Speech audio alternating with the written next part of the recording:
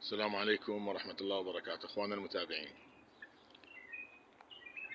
احد المتابعين سأل سؤال، قال انه عندي البلبل يترك الخلطة او ما ياكل خلطة.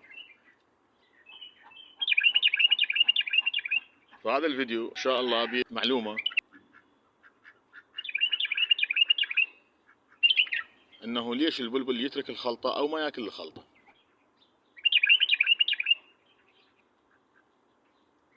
احيانا جماعة يقولون انه نجيب له احنا يعني احسن انواع الخلطة اللي بالسوق، ليش ما ياكلها او ياخذ له فترة ويتركها بعدين؟ شنو السبب؟